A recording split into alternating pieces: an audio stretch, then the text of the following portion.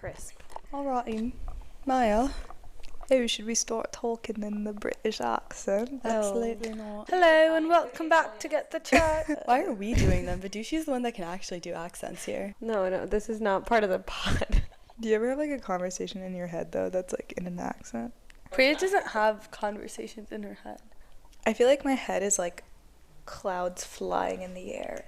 We call it Maya Land. Do you want to do the intro? Oh.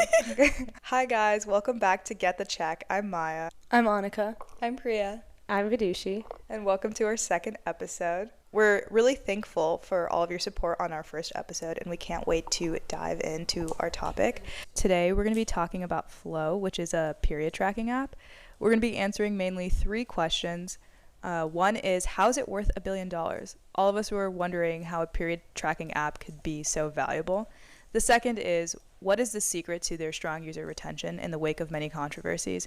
And the third question is, given that the startup was founded by males and also invested by males, how has this really impacted the overall Femtech space in general? Yeah, I'm excited to talk about Femtech on this week's pod because it's such an under-talked about area. But I feel like women's health has been really big in the news with the funding round of Flow. And then also I saw Kamala Harris went on Call Her Daddy to talk about a lot of women's issues. Did any of you guys watch the pod? Yes, I did. Yeah, it was crazy to see the two worlds colliding. And I think something that was so funny was seeing Kamala be like, hey, daddy gang. And I was like, really oh my God, this is our Yeah, girl. She said daddy gang. She said daddy gang. I was on it. honestly surprised she was like allowed to say that. I thought there'd be a lot more backlash than there was just because of the podcast past. Do you guys think that this was a strategic decision for Alex Cooper? I think it was strategic for both of them, right? For Alex Cooper, regardless of negative or positive, people are still talking about it. And then for Kamala, she gets to, widen her audience. She gets to actually relate to young girls, which is not something you can say about every presidential candidate. Yeah, I would agree with the fact that it's strategic for Kamala. I was a little bit confused by Alex Cooper's strategy here because I do know a wide part of her base is conservative, and I worry that she just alienated that base. I guess the way I was thinking about it from Alex's perspective is that part of the podcast game is how many viewers you can get and what your stats are, but hers among women are the best in the world now. And so I think that where she probably wants to prioritize her image is in credibility. And I think that when you interview the VP of the country and the person running for president, it's basically like there's not anyone left that's too good per se to do an interview with her. So I think that it's really good long-term branding. Yeah, it is the number one female podcast on the charts. It's always one of the top 3 podcasts on Spotify. And I know she gets like 5 million downloads a week. So in the grand scheme of things, I don't think a few thousand followers lost really matters. The part of their conversation that stood out to me the most was when they were talking about abortion, because Kamala mentioned that she's the first VP or president in the history of the United States to go to a reproduction clinic, and it kind of demonstrated how representation changes the way that you approach a position. Yeah, I think this is probably the first presidential campaign that has put the most emphasis on women's health, and that will definitely affect also the economy around women's health as well, especially if Kamala were to be elected. Yeah, so how many episodes until we get a presidential candidate? Probably one more. Yeah. Kamala, we're ready. Okay, so let's get into talking about Flow, which is what we're here to discuss. How is a period tracking app valued at $1 billion? Yeah, that is really impressive. So Flow is mainly known as a period tracking app, and they do actually offer a ton of other features and benefits too, like pregnancy support, discussion forums, articles to learn from, and also symptom tracking. So it is more than just a period tracking app. It's really a women's health app. I think to just set the groundwork, Flow has over 350 million downloads with 60 million active users. I mean, that's insane. Like, that's more downloads than the population of the United States. Yes, and I think it's like 1 in 4 women use Flow. In the U.S., yeah. So they're the number 1 tracking app, and they recently reached a unicorn status. They have $200 million in revenue annually. So we were going to kind of dig into this like origin story of how they even got there. Yeah, so before it was even called Flow Health, it was actually called OW Health when they launched back in 2015. And the co-founders were Dmitry Gursky and Max Skrobov, along with the CTO Andrew Kovzel. And at the time, they only had 2 million active users and 4 million total downloads. Oh yeah, that's a really healthy ratio. Yeah, it was pretty crazy. And I'm sure that the founders realized what a sticky product they had created. And that's probably because there was very little competition, because in general, period tracking is underserved and underfunded. And I think the other part of it is that the predictions that we rely on to have an idea of when we're getting our period every month only get better the longer you stay. So for someone like me who's been a user of this app for 5 years, I'm going to continue to use it because it seems like they know me better than I know myself. And so because they have all of this data, they are at a huge advantage compared to someone else that's trying to enter the market now. I guess it's really interesting though, because I think in like 2014 or maybe 2015, Glow was started by... Yeah, Glow. Sorry, keep going, Maya. Glow was started by Max Levchin, PayPal co-founder. So it's definitely someone who's experienced and maybe not in the women health take, but someone who can gain traction, raise money. So I'm curious, why didn't they do as well as Flow? Yeah, I mean, never bet against the PayPal mafia. I think at the time, Flow seemed to be easier to use. They also had better predictions. And to me, the key is that Glow started out by trying to monetize their user base, whereas Flow didn't. And so that just created a way lower barrier to entry for Flow. And I think that's why they came out ahead and were able to attract so many users so quickly when they started the app. It's an interesting case study in why you don't want to narrow your TAM, total addressable market, too early on, because from what I read, Glow focused a lot on people trying to get pregnant and had monetized them. So now you have this small group of people that are trying to get pregnant at that specific moment in time, and they have the money to pay for this app, especially at a time when it wasn't that normalized to pay for apps. Like, I think it's become more normal in recent years. So I think that Glow went for too small of a user base. Flow was able to acquire these like millions and millions of users, and then that just fed their data, and it had this really positive network effect that Glow wasn't able to capture as early on. Yeah, so why don't we dig more into this monetization strategy and how they actually reached $1 billion valuation, because that's pretty rare for a direct-to-consumer app, right? Basically, in 2019, they had accepted $12 million in funding at this point, still hadn't made a cent. Their competitors were making money. So I'm sure there was like pressure from the VCs. And I think when any direct-to-consumer app tries to make money, they have 3 ways. One is monetizing through ads, monetizing through some subscription, or doing a combination of both. And here in this case, the founders monetized through subscription. Why they decide to do a subscription rather than ads? Or... I think they felt that the ads would significantly scare off their customer base. They didn't really want the user experience to really change for their consumers, and said any new features that we will develop will be behind a paywall, but they won't ever take away current features. That was a less predatory way to monetize this app. And so I think it worked really well. And over time, they were able to be the largest monetized period tracking app in the space. Mm-hmm. Me and Vidushi listened to the podcast with the founder, and he talked about how when you exclude children, 30 to 35% of people on the app are paying for it.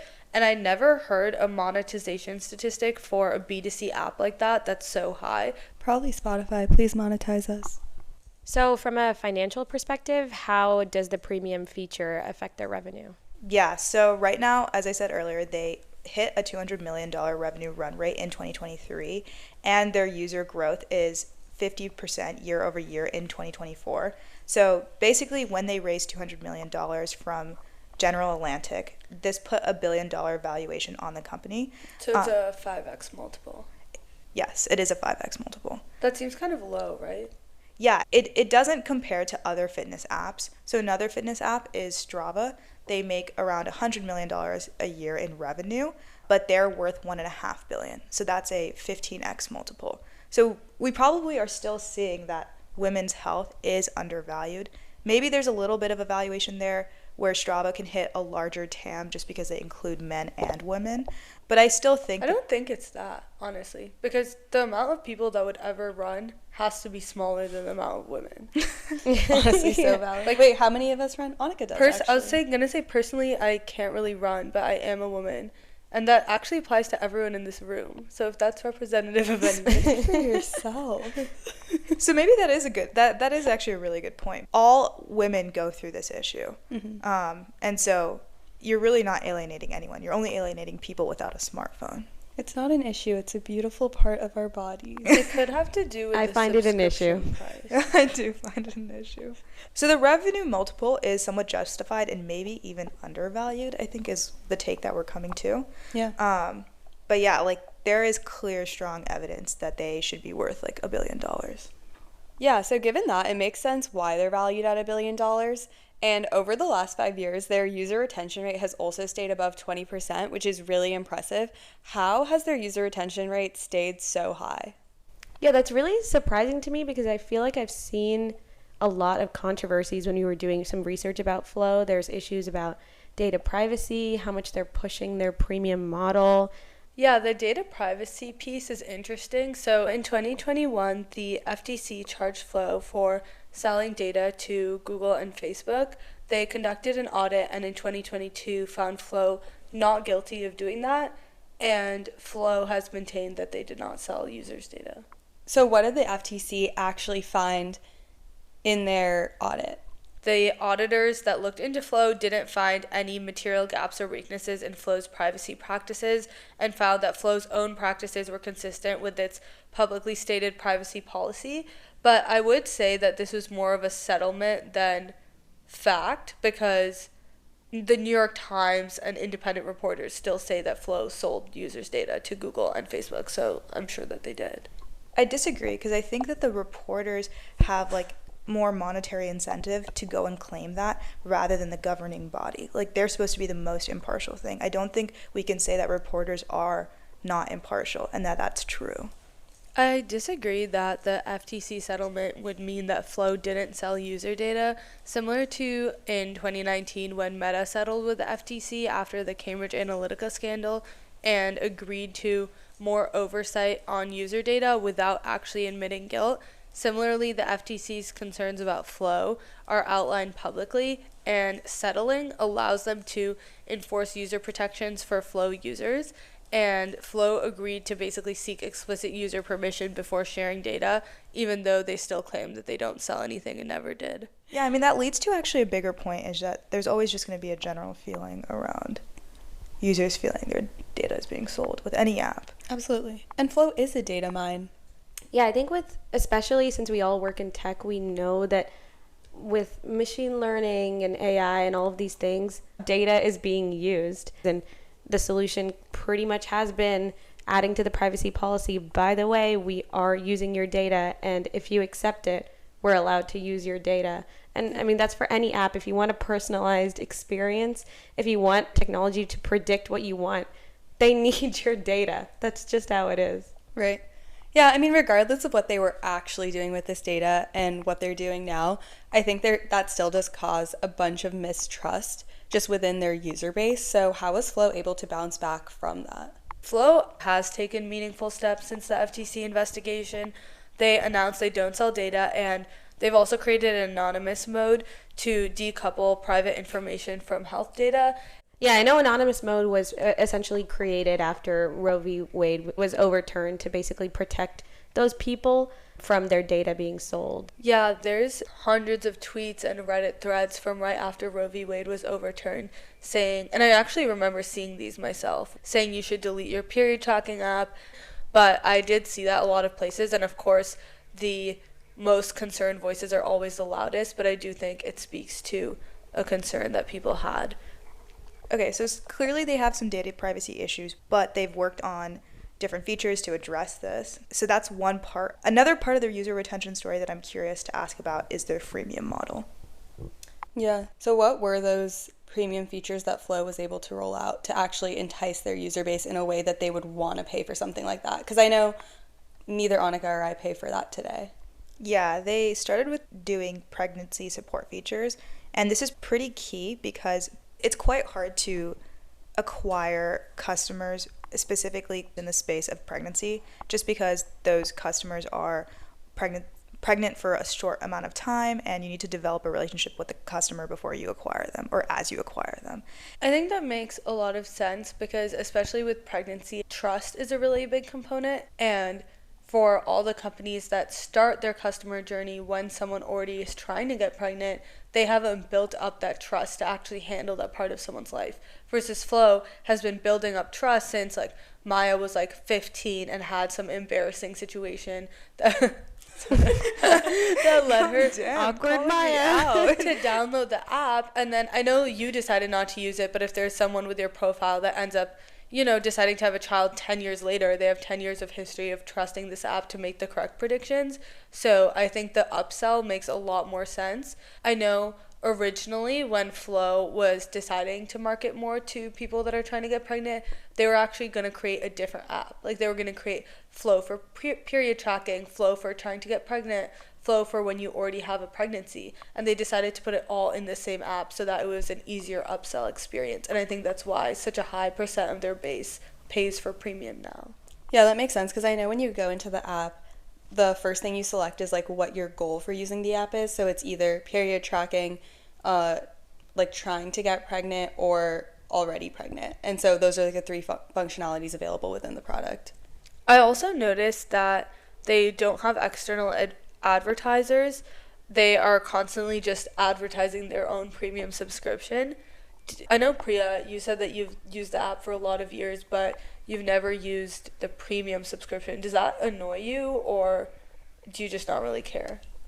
Yeah, I mean, I do think that it's annoying, but I'm still using the app, and so I think that they've done like a relatively good job balancing the free features along with the premium features.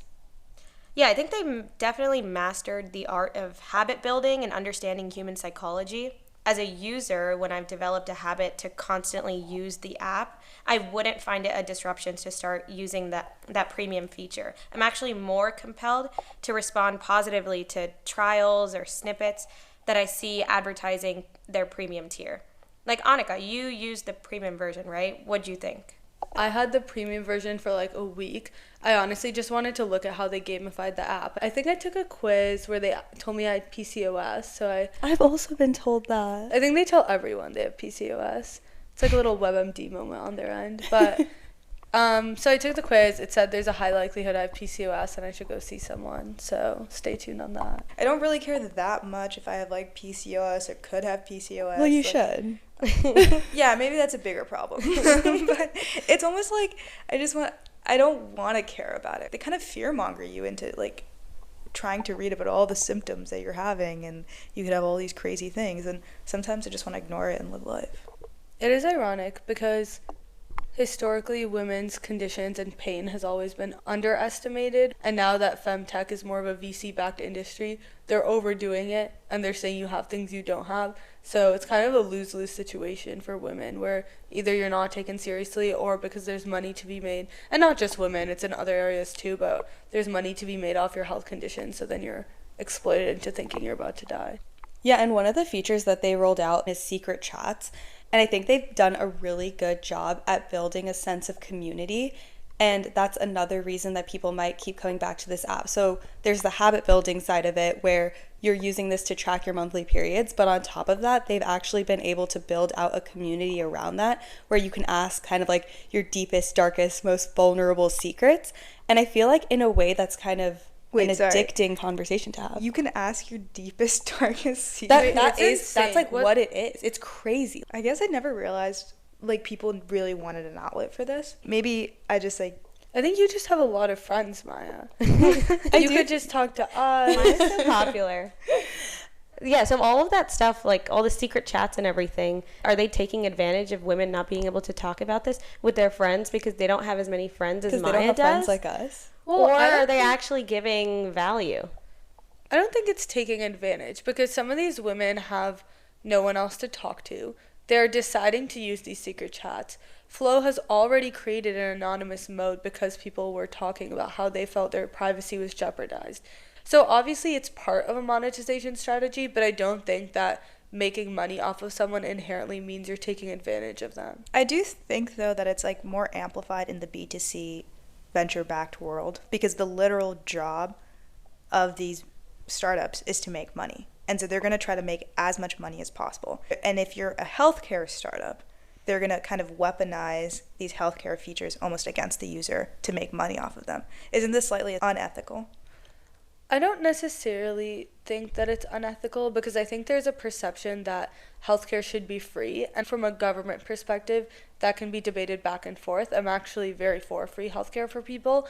But I think that perception of your government owing you healthcare needs to be divorced from the way consumers feel when they're using an app that is venture backed, that's B2C, that functions the same way as a tech company, very focused on product, very focused on data analytics, is constantly running experiments on what works for users, right? The same way as a fintech company or any other company. So I think that in that category, this is an unfair standard to hold Flow to. When I was doing research, I saw all these Reddit threads that were like, Flow is such an unfair company, they're horrible. And I was like, oh great, this is spicy material for the pod, we're always looking for a good controversy. And then I start reading it and it's like, they had some really educational article and it was behind a paywall. How could they dangle it in front of my face? This is so unethical. Like, healthcare should be free. And it's like, okay, Flow, which is based in Europe and is a venture-backed app, doesn't owe you free healthcare in America. I think that's something to lobby for with your politicians, and maybe they're failing you and that's why you're in a bad position, but that's a separate issue to me.